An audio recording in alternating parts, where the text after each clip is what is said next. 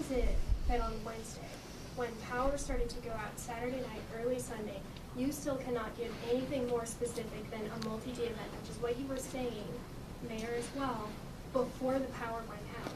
And then just again on the workers, were there conversations with contractors outside of NES where NES said, we are good, we don't need contract work? And if IBEW workers were showing up yesterday, why were they not? Why did it take that long when most of these power outages occurred on Sunday? There's a lack of details.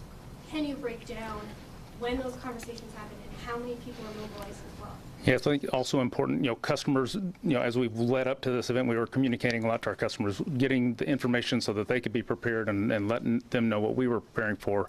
As the storm was developing, all of the contract resources around the region were the ones that we were all working toward as utilities. You can know from Texas to the East Coast, we were all working to gather those. We had reserved those that we could get a hold of, and every utility wanted to hang on to those resources. As on the day of the event, we had on Saturday night, we had 200. The next day we had Memphis allowing their 80 to come over. We were gathering steam within just 24 hours. We were moving up and up the ladder on that, up to the 900 we have now. We have contract resources all around that we've been talking to from the very beginning.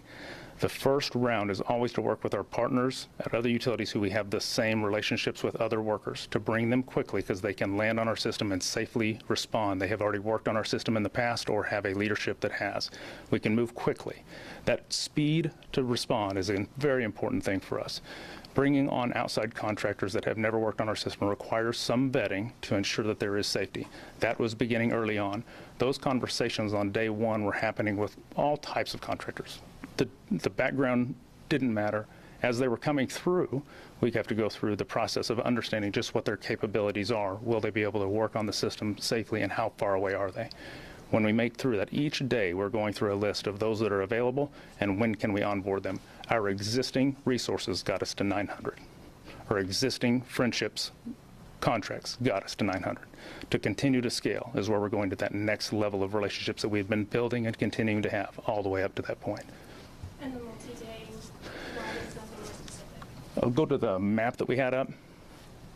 The progress we're making is in green. As we get to the red, in any event that we have, the further you get to making progress, you start to get to the more challenging areas. We have to continue to make safe decisions to get more people in here, to get to know exactly where we are. We have to then continue to unfold what does it take to get that done.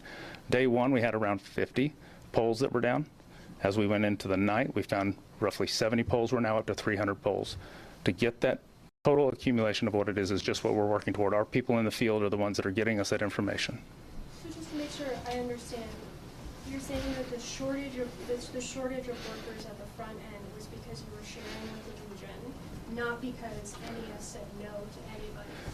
All of us across the region had resources that we regularly work with and ready to respond to the storm. As we built out that was by gathering all of those resources around.